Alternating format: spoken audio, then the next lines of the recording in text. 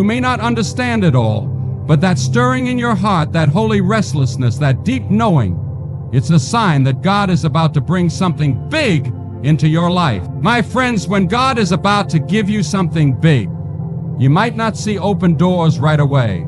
In fact, you might see the opposite. Doors closing, plans falling apart, opportunities slipping through your fingers.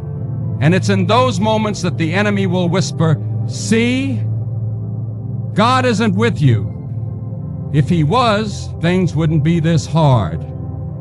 But I came to tell you today that closed doors are not the end of God's plan. They are part of it. Divine delays are not denials. They are preparation. They are protection. They are the hand of God working behind the scenes in ways you can't yet understand. Some of you have been praying for God to open a door, and instead it seems like every door is shutting in your face. You've been asking God, "Where are you? Why aren't things working out?"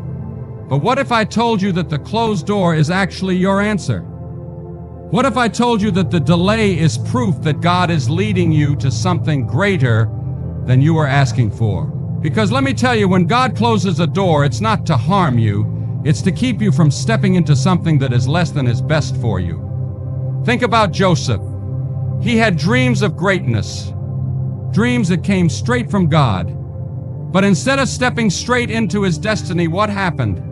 Doors slammed shut. He was betrayed, thrown into a pit, sold into slavery, falsely accused, locked in a prison. If Joseph had judged God's plan by the doors that were closing, he would have thought that God had abandoned him. But God hadn't abandoned him. He was positioning him.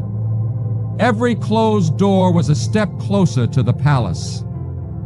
Every delay was setting him up for something greater than he could have ever imagined. And the same is true for you. You may not understand why certain things didn't work out, why that job didn't come through, why that relationship didn't last, why that opportunity slipped away.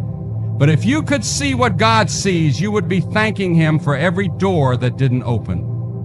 Because one day, you will look back and realize that what you thought was rejection was really redirect. What you thought was a setback was really God setting you up for something better.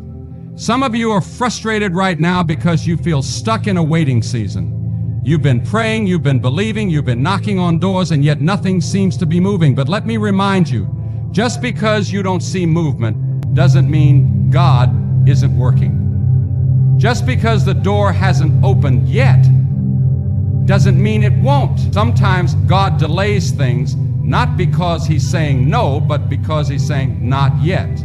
Because he knows if he gives it to you too soon, you won't be ready. If he gives it to you now, it won't be the blessing it's meant to be. It will be a burden. So he waits. And in the waiting, he prepares you.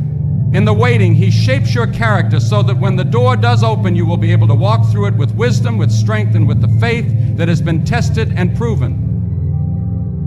But here's the key.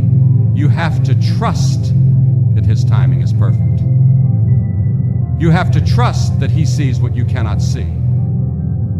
You have to trust that he sees what you cannot see. You have to trust that if the door is closed, it's for your good. Some of you have been trying to force open doors that God himself has shut.